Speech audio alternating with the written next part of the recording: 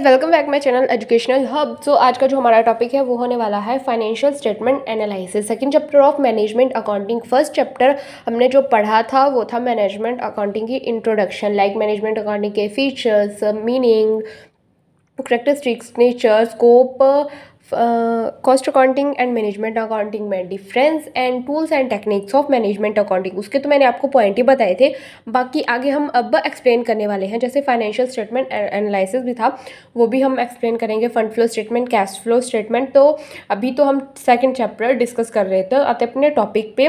Second chapter हम financial statement analysis discuss करेंगे। इसमें हम क्या क्या डिस्कस करेंगे कि पहले हम देखेंगे फाइनेंशियल स्टेटमेंट एनालिसिस है क्या। पहले हम फर्स्ट ऑफ ऑल इसका मीनिंग देखेंगे, देन सेकंड वन देखेंगे हम उसके फीचर्स, ऑब्जेक्टिव्स क्या है, फाइनेंशियल स्टेटमेंट एनालिसिस के फीचर और ऑब्जेक्टिव्स क्या है। देन थर्ड वन हमारा टॉपिक होगा tools and techniques of financial statement analysis. मैं पहले आपको बता रही हूँ कि हम ये टॉपिक पढ़ेंगे, इसलिए पहले मैंने ये लिखा है। सेकेंड ऑप्शन क्या टॉपिक क्या होगा हमारा, tools and techniques of financial statement analysis. तो जो हमारा सेकंड टॉपिक है इसमें tools and techniques of financial statement analysis, इसको आप मेथड में भी लिख सकते हो, मतलब मेथड आपको आते हैं तो उसके आंसर में भी आप ये लिख सकते हो। देन लास्ट और थर्ड वन टॉपिक है हमारा, टॉपिक होगा हमारा फाइनेंशियल स्टेटमेंट एनालिसिस में, वो होगा types of financial statement analysis. So time हम वेस्ट नहीं करते, आते अपने टॉपिक पे कि फाइनेंशियल स्टेटमेंट एनालिसिस है क्या। Meaning of financial statement analysis, मैं आपको 2-3 मीनिंग बता रही हूँ। फर्स्ट है हमारे पास meaning, analysis of financial statement is a systematic process of analysing the financial information in the financial statements to understand and make decision regarding the operation of the enterprise. Financial statement analysis नाम से ही समझ आ रहा है कि this is the financial of financial statement of the company. तो जो कंपनी की जो फाइनेंशियल स्टेटमेंट होती है उसे जब प्रॉपर वे से सिस्टमेटिक प्रोसेस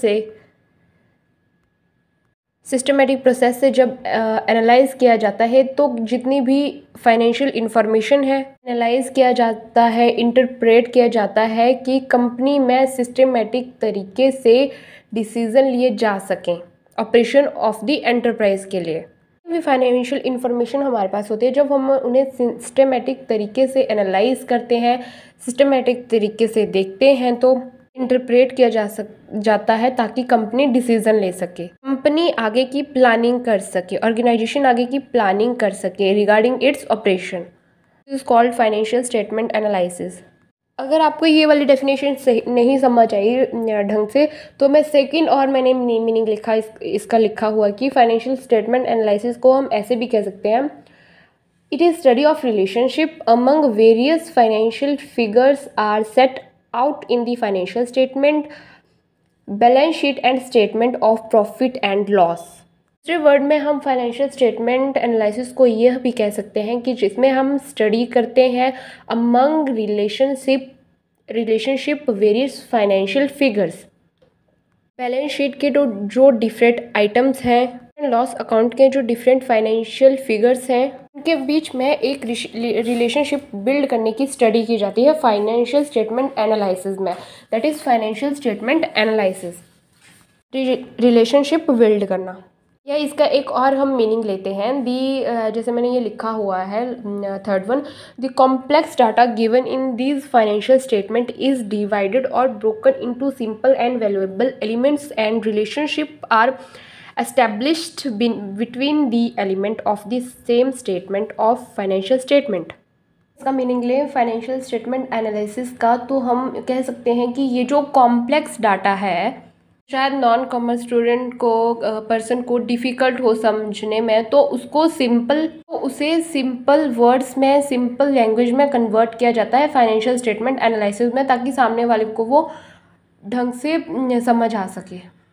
तो कॉम्प्लेक्स डेटा से फाइनेंशियल स्टेटमेंट में जो डेटा है उसे डिवाइडेड और broken into simple and valuable elements, उसे डिवाइड किया जाता है, ब्रोक किया जाता है, तोड़ा जाता है सिंपल और वैल्यूएबल एलिमेंट्स में।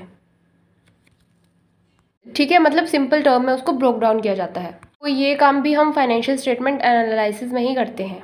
तो समझ है, ये था हमारा फाइनेंशियल स्टेटमेंट एनालिसिस, जिसमें हम डिफरेंट जो भी अकाउंटिंग इन्फॉर्मेशन होती है, लाइक बैलेंस शीट हो गई, प्रॉफिट एंड लॉस अकाउंट की स्टेटमेंट्स है, उन्हें हम डिफरेंट तरीके से ब्रेक डाउन करके समझते हैं। So this is financial statement analysis. चलिए आगे बढ़ते हैं। सेकेंड टॉपिक था हमारा tools and techniques of financial statement analysis. देखते हैं कि कंपनी के पास फाइनेंशियल स्टेटमेंट एनालिसिस करने के लिए कौन कौन से टूल्स एंड टेक्निक्स हैं। तो ये सारी 6 टूल है कंपनी के पास फाइनेंशियल स्टेटमेंट एनालिसिस को टेक्निक करने के लिए 6 टूल्स और टेक्निक्स हैं। तो फर्स्ट देखते हैं, फर्स्ट है हमारे पास कंपैरेटिव स्टेटमेंट्स। वर्ड से ही समझ आ रहा है, कंपैरेटिव स्टेटमेंट, कंपैरिजन। तो कोई भी एक बात ध्यान में रखिए कि कोई भी टॉपिक अगर आप पढ़ रहे हो, कोई भी सब्जेक्ट आप पढ़ रहे हो, तो अगर आप रट्टा मारोगे तो उसके लिए उसमें क्या होगा कि वो लॉन्ग टर्म तक नहीं चलेगा। तो इससे बेटर है कि आप थोड़ा ही पढ़ो, लेकिन ऐसा पढ़ो कि वो आपके लिए लॉन्ग टर्म तक वैल्यूएबल हो। अगर आप जो भी चीज़ें पढ़ते हैं, सिलेबस पढ़ते हैं, बुक्स पढ़ते हैं, अगर आप रटोगे तो वो आज तक ही सीमित है, कल तक वो आप भूल जाओगे। इससे बेटर है कि आप थोड़ा पढ़ो, लेकिन वैल्यूएबल तरीके से पढ़ो, आपके लिए वो काम आए। समझ लेंगे तो वो हमेशा के लिए आएगा काम आपके। आते हैं हमारा कंपैरेटिव स्टेटमेंट क्या है। मतलब नाम से समझ आ रहा है कि ऐसा स्टेटमेंट जिसमें हम कंपैरिजन कर सकें। लाइक मैंने लिखा हुआ है इसका meaning, comparative statement means a comparative study of individual item और component of financial statement, balance sheet, profit and loss account of 2 और more years of enterprise itself. तो देखिए, जैसे नाम से ही समझ आ रहा है, कंपैरेटिव स्टेटमेंट, ऐसा स्टेटमेंट जिससे हम कुछ कंपेयर कर रहे हो। तो ये नाम से ही समझ आ रहा है, जैसे लिखा हुआ है कि जैसे balance sheet, profit and loss account, उसके जो इंडिविजुअल आइटम्स हैं उसका हम कंपैरिजन कर सकें। अब बात आती है कि कंपैरिजन कैसे करेंगे। 2 और more years of enterprise itself, 2 और 2 से ज़्यादा साल के जो एंटरप्राइज हैं उनको पहले साइड में रखा जाता है कि कौन से 2 और 2 से ज़्यादा ईयर के एंटरप्राइजेज है, फिर उनसे कंपेयर किया जाता है। कंपैरेटिव स्टेटमेंट में होता है ऐसा। क्या होता है कि 2 या 2 से ज़्यादा साल के जो आइटम्स होते हैं उन्हें हम साइड में रखते हैं, फिर उसका profit and loss account, balance sheet जो होते हैं उनका कंपैरिजन करेंगे। मैं आपको शॉर्ट वे में बता रही हूँ, जैसे मीनिंग में मैंने शॉर्ट ही लिखा है, ज़्यादा लॉन्ग नहीं लिखा है, लेकिन वो आपको आपका 15 या 10 मार्क का क्वेश्चन कंप्लीट हो उसके लिए आपको मटेरियल खुद पढ़ना पड़ेगा उतना ज़्यादा। मैं आपको सिर्फ समझा रही हूँ कि टूल्स एंड टेक्निक्स क्या होते हैं, थोड़ा और मटेरियल आपको ऐड करके अपने आंसर में लिखना होगा। सेकेंड है हमारे पास in comparative statement. Comparative statement के में क्या होता है, अमाउंट ऑफ 2 और more years are placed side by side. जो 2 और 2 से अधिक साल का जो अमाउंट है उसे साइड बाय साइड, मतलब साइड रख लिया जाता है, along with change in amount in absolute and percentage term to facilitate comparison. उनका एब्सोल्यूट और परसेंटेज टर्म में उन्हें कंपैरिजन करते हैं, फिर उससे इंटरप्रिटेशन कुछ उससे हम ड्रॉ करते हैं। स्टेटमेंट एनालिसिस वाले जो ये चैप्टर है इसमें आपको न्यूमेरिकल क्वेश्चन भी बनता है। जो हमारा पहला चैप्टर है उसमें आपको न्यूमेरिकल क्वेश्चन नहीं बनता, उसमें सिर्फ थ्योरी आते हैं, लेकिन सेकंड चैप्टर में न्यूमेरिकल प्लस थ्योरी दोनों आ जाते हैं, दोनों क्वेश्चन होते हैं। तो आपको दोनों ही पढ़ने पड़ेंगे, न्यूमेरिकल भी थ्योरी भी। तो सेकंड टूल और टेक्निक है हमारे पास common size statement. Main statement in which individual term of financial accounting of 2 और more years are placed side by side and thereafter converted into percentage taking a common base। ये भी same comparative statement की तरह है। इसमें भी 2 या 2 से अधिक ईयर्स के जो आइटम्स होते हैं उन्हें साइड बाय साइड रख के कंपैरिजन किया जाता है, पर इसमें क्या होता है कि converted into percentage taking a common base. Percentage taking a common base मतलब उसे कॉमन बेस पे कंपैरिजन किया जाता है। जैसे इस टूल का नाम क्या है, कॉमन साइज स्टेटमेंट, तो उन आइटम्स को कॉमन बेस पे कंपैरिजन किया जाता है। Common size statement it means यहाँ पे एक कॉमन बेस लिया जाता है। आगे हम देखते हैं कि आगे क्या लिखा हुआ है कि Common base normally taken is total of assets or liabilities. In the balance sheet, the total of asset or liability is taken as 100 and all the figures are expressed as percentage of total. It means जैसे अगर मैं balance sheet की बात करूँ तो balance sheet में क्या होता है, एसेट साइड होती है, लाइबिलिटी साइड है। तो बैलेंस शीट में एसेट साइड जो है उसे आप कॉमन बेस ले सकते हैं, मान लिया जाएगा इट इज़ 100, उसे 100 मान लिया जाएगा। फिर जो डिफरेंट आइटम्स है उन्हें इस कॉमन बेस के कंपेयर पर रिकॉर्ड किया जाएगा। अब बात करते हैं statement of profit and loss account. जैसे मैंने लिखा है कि similarly in the statement of profit and loss, revenue from operation net sales is taken as 100 and all amount are expressed as a percentage of revenue from operation net sales। जैसे हम profit loss की बात करें तो उसमें revenue from operation सबसे first item होती है, तो उसमें नेट सेल्स भी होता है, उसे हम बेस लेते हैं, उसे 100 मानते हैं और बाकी जो जितने भी आइटम होंगे उसे उसके ही कंपेयर मतलब 100 के कंपेयर पर रिकॉर्ड किया जाएगा। इस common size statement. Third one tool है हमारा रेशियो एनालिसिस। रेशियो एनालिसिस क्या है? Ratio is an arithmetic expression of relationship between two related और interdependent component of financial statement of an accounting period. नाम क्या है? Ratio analysis. इसमें जो भी फाइनेंशियल स्टेटमेंट के डिफरेंट एनालिसिस है उन्हें हम मतलब फाइनेंशियल स्टेटमेंट को एनालाइज करते हैं रेशियो एनालिसिस के थ्रू। तो आप जानते ही हो, जैसे मैथ्स में आपने पढ़ा है फ्रैक्शन फॉर्म है, न्यूमिनेटर डिनोमिनेटर। तो वैसे जब हम फाइनेंशियल स्टेटमेंट में रेशियो के जैसे उसे एक्सप्लेन करने लगेंगे तो उसमें उनके बीच के रिलेशनशिप की स्टडी करते हैं, उसे हम रेशियो एनालिसिस कहते हैं। रेशियो एनालिसिस क्या होता है? ये अर्थमेटिक एक्सप्रेशन होता है। हम रिलेशनशिप की स्टडी करते हैं, balance sheet, profit and loss account, different component जो होते हैं उनके बीच में रिलेशनशिप निकालने की कोशिश करते हैं।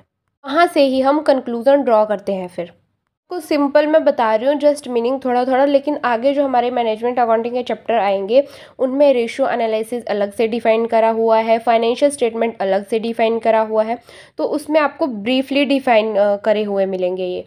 तो उसके बाद आता है ratio analysis is an important technique for analysing financial statement, balance sheet and statement of profit and loss account. Ratio analysis जो है it is a important technique for analysing financial statement. ये बहुत ही इंपॉर्टेंट टेक्निक है, tool है financial statement को analyse करने के लिए। उसमें कौन कौन से है? Balance sheet and statement of profit and loss account. तो चलिए लास्ट में एक एग्जांपल ले लेते हैं रेशियो एनालिसिस का, लाइक करंट रेशियो हो गया, क्विक रेशियो हो गया, that is the example of ratio analysis. Fourth technique of financial statement analysis है हमारे पास कैश फ्लो स्टेटमेंट। इसमें भी यहाँ मैं आपको शॉर्ट वे में बता रही हूँ, लेकिन इसका भी चैप्टर होगा। ये क्या टूल और टेक्निक्स हैं, मैनेजमेंट अकाउंटिंग के टूल और टेक्निक्स में भी ये आता है और फाइनेंशियल स्टेटमेंट एनालिसिस के टूल्स और टेक्निक्स में भी यही आता है। तो कैश फ्लो स्टेटमेंट क्या है? Cash flow statement is a statement showing flow of cash and cash equivalent during the accounting period classified under operating activities, investing activities and financing activities. इसमें भी आपको रटने की ज़रूरत नहीं है। This is a statement which show the flow of cash. Statement है ये वो स्टेटमेंट है जिसमें कंपनी के ड्यूरेशन पीरियड में कितना कैश फ्लो हुआ है उसके बारे में हमें पता चलता है, वो कैश इनफ्लो हो या फिर चाहे वो कैश आउटफ्लो हो। अब बात आती है कि इनफ्लो और आउटफ्लो क्या है। तो it shows the sources from which cash is received, generated and the purpose for which it is utilize. Flow means कहाँ से पैसा आया है ऑर्गेनाइजेशन में, that is inflow. And outflow की कहाँ कंपनी ने, ऑर्गेनाइजेशन ने अपना जो कैश है वो यूटिलाइज़ किया है और बिजनेस को ग्रो करने के लिए, ऑर्गेनाइजेशन को ग्रो करने के लिए, that is cash inflow and outflow. Flow statement एक ऐसा स्टेटमेंट है जिससे हमें पता चलता है कि कैश का इनफ्लो और आउटफ्लो कहाँ हुआ है, ऑर्गेनाइजेशन में कहाँ हुआ है। ऊपर लिखा हुआ है जो कैश फ्लो है उसे 3 एक्टिविटीज़ में डिवाइड किया गया है, जैसे मैंने ऊपर लिखा हुआ है operating activities, investing activities and financing activities. अब कैश फ्लो स्टेटमेंट जो है वो उससे हमें ये भी पता चलता है कि ऑर्गेनाइजेशन में कैश की पोजीशन क्या है। जैसे आगे लिखा हुआ है it also show the changes in cash position from one period to another. चलता है कि ऑर्गेनाइजेशन में कैश की पोजीशन क्या है और उसमें आप एक पीरियड से उसे दूसरे पीरियड पर कंपैरिजन भी आप उस कैश का कर सकते हो कि कितना कैश इनफ्लो हुआ है, कितना आउटफ्लो हुआ है, कहाँ कहाँ हुआ है, वो आप चेक कर सकते हो कैश फ्लो स्टेटमेंट में। That is the cash flow statement. This is also the most important tool of financial statement analysis. And fifth tool है हमारा फंड फ्लो स्टेटमेंट। अब फंड फ्लो स्टेटमेंट और कैश फ्लो स्टेटमेंट, जैसे cash flow statement था हमारे पास जो organisation के business के कैश को शो करता था, कैश पोजीशन को शो करता था, कैश इनफ्लो आउटफ्लो को शो करता था। बात करें फंड फ्लो स्टेटमेंट की, तो फंड फ्लो स्टेटमेंट जो होता है वो फाइनेंशियल कैश की फ्लक्चुएशन को शो करता है। फंड फ्लो स्टेटमेंट जो है वो कैश की फ्लक्चुएशन को शो करता है। और जो फ्लो स्टेटमेंट है वो ओपनिंग बैलेंस क्लोजिंग बैलेंस दोनों को शो करता है। इस फ्लो स्टेटमेंट जो है वो वर्किंग कैपिटल में जितने भी चेंजेस होते हैं उन्हें भी शो करता है। फ्लो स्टेटमेंट जो है वो एक्रूअल बेसिस पे देखा जाता है। फ्लो स्टेटमेंट जो है वो सोर्सेज और एप्लीकेशन ऑफ फंड के जो एप्लीकेशन है उन्हें शो करता है। जैसे मैंने लिखा हुआ है कि an additional statement prepare to show the changes in assets liabilities and capital between two dates of balance sheet. मतलब change in assets liabilities and capital, assets में लाइबिलिटीज़ में और कैपिटल में क्या चेंजेस आया है वो शो करता है between two dates of balance sheet.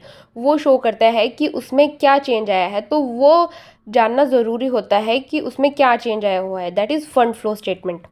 एक एडिशनल स्टेटमेंट प्रिपेयर करा जाता है जिससे हमें पता चल सके कि चेंज इन एसेट्स में क्या चेंज है, लाइबिलिटीज़ में क्या चेंज है और कैपिटल में क्या चेंज है in two dates of balance sheet. अब two dates of balance sheet क्या है, लाइक एक पर्टिकुलर डेट लेते हैं, ये है 31 मार्च, टू एग्जाम्पल देता हूँ मैं 2022।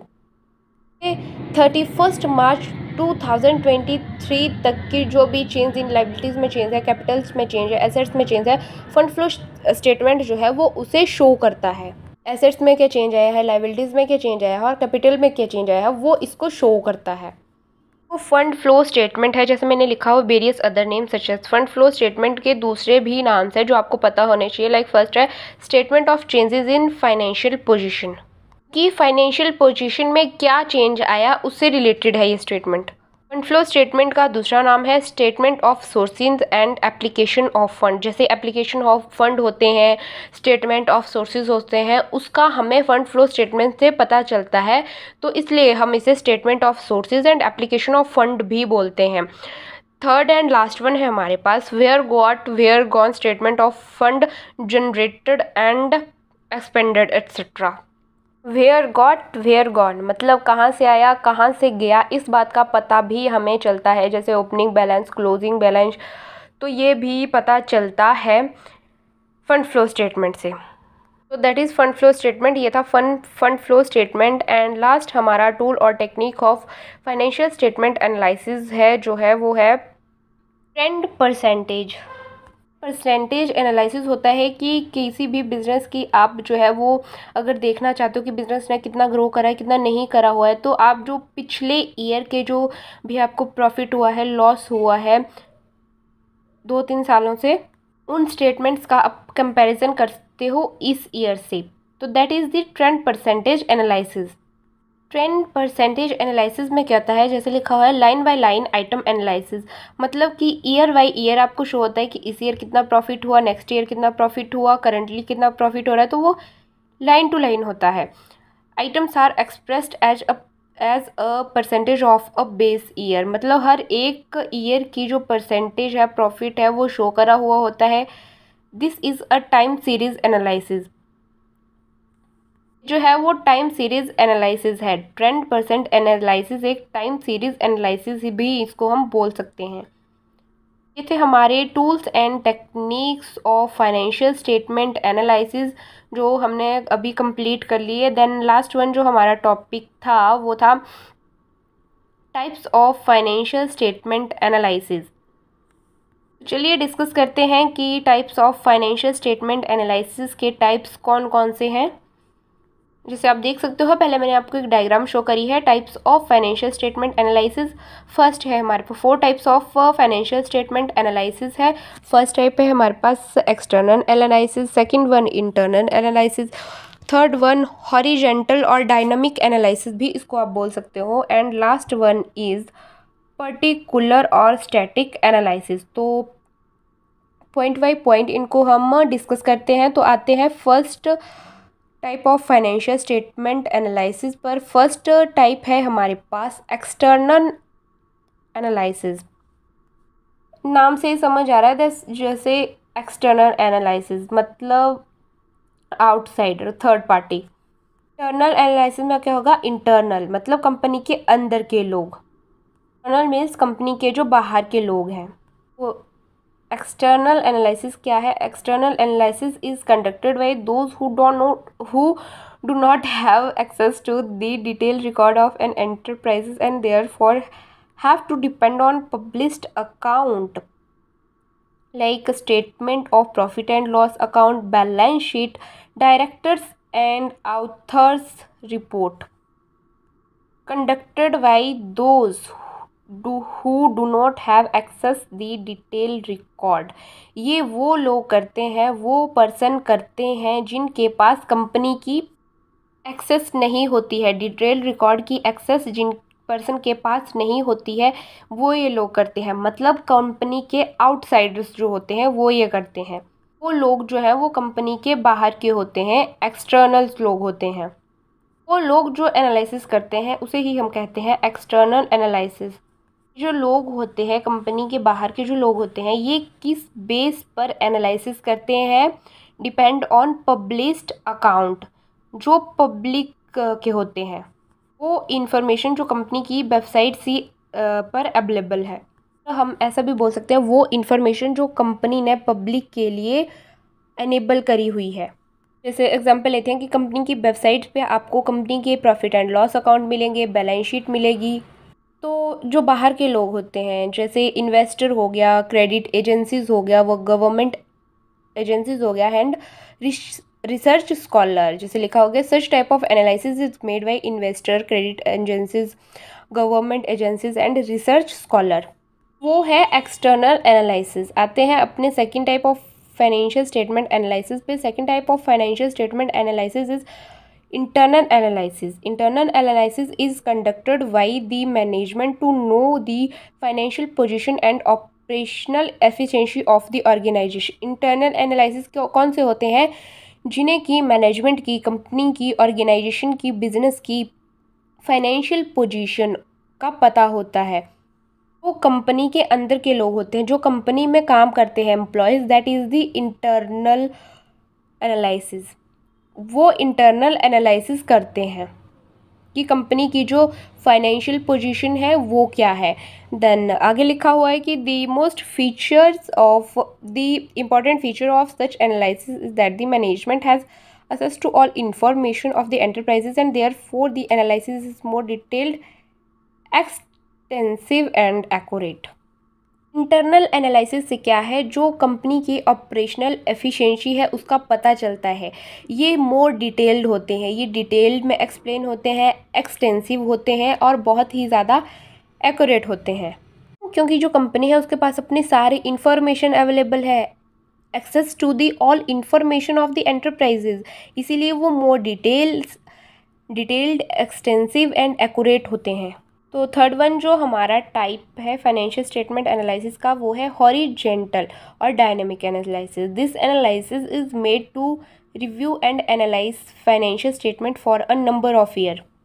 जो दो या दो से ज़्यादा ईयर्स के आइटम्स होते हैं उन्हें साइड बाई साइड रख के कंपैरिजन किया जाता है। Second one is it is a time series analysis. Horizontal और डायनेमिक एनालिसिस को हम टाइम सीरीज एनालिसिस भी बोलते हैं। It shows the comparison of financial data for several year against a chosen base year. Horizontal और dynamic analysis जो है वो कंपैरिजन ऑफ फाइनेंशियल डाटा जो शो करता है, कंपैरिजन ऑफ फाइनेंशियल डाटा का कंपैरिजन शो करता है किसके साथ, सेवरल ईयर मतलब आप जिस भी ईयर के साथ मतलब लास्ट 10 ईयर का कंपैरिजन आप फाइनेंशियल डाटा से करना चाहते हो तो उसका कंपैरिजन वो शो करता है। It is useful for long term trend analysis and planning. ये हॉरिजॉन्टल और डायनेमिक एनालिसिस जो है ये यूज़ होता है लॉन्ग टर्म ट्रेंड एनालिसिस के लिए एंड प्लानिंग के लिए। Comparative financial statement is the example of horizontal analysis. Comparative statement of comparative financial statement example है डायनेमिक एंड हॉरिजॉन्टल एनालिसिस का। तो ये था हमारा third type of financial statement analysis. And अब बढ़ेंगे हम last type of financial statement analysis, that is the vertical और static analysis. This analysis is made to review and analyze the financial statement of 1 year only. Static का meaning क्या होता है, स्थिर। मतलब ये वो स्टेटमेंट ऑफ एनालिसिस है जहां हम आइटम्स का कंपैरिजन करते हैं फाइनेंशियल स्टेटमेंट ऑफ 1 ईयर के लिए, एक स्थिर टाइम के लिए, फिक्स्ड टाइम पीरियड के लिए एक ईयर के फाइनेंशियल स्टेटमेंट को एनालाइज करते हैं इसमें। तो आप रेशियो एनालिसिस देखोगे तो रेशियो एनालिसिस में जितने भी फाइनेंशियल फिगर्स हैं and profit and statement of profit and loss account के डिफरेंट किसी पर्टिकुलर ईयर के साथ कंपेयर होते हैं। एग्जाम्पल लिखा है जैसे ratio analysis of particular accounting year, मतलब रेशियो एनालिसिस किसके लिए होते हैं, एक पर्टिकुलर अकाउंटिंग ईयर के लिए। आगे है such an analysis is useful in comparing the performance of several companies of the same type और डिवीजन और डिपार्टमेंट इन वन एंटरप्राइज। अगर हमें एक ही टाइम पे डिफरेंट कंपनी आइटम्स को कंपेयर कर रहा है तो उस टाइम पे हम वर्टिकल और स्टैटिक एनालिसिस, एक ही है ये दोनों लेकिन नाम अलग अलग है, मतलब हम इसको वर्टिकल भी बोल सकते हैं, स्टैटिक एनालिसिस भी बोलते हैं। और तो इसलिए अगर आपको डिफरेंट कंपनी की आइटम्स जो है उनमें कंपैरिजन शो करना है, कंपैरिजन निकालना है, तो आप स्टैटिक एनालिसिस का वहाँ पे यूज़ कर सकते हो। एक कंपनी के डिफरेंट डिपार्टमेंट को आपको कंपेयर करना है तो भी आप इसे यूज़ कर सकते हो, स्टैटिक एनालिसिस को। ये थे हमारे types of financial statement analysis. Second chapter of financial statement analysis जो है हमारा वो कंप्लीट हो गया। Second chapter of management accounting हमारा कंप्लीट हो गया। कल हम थर्ड चैप्टर कंप्लीट करेंगे। I hope you like the video को लाइक शेयर सब्सक्राइब करना ना भूले and see you in the next video. Thank you.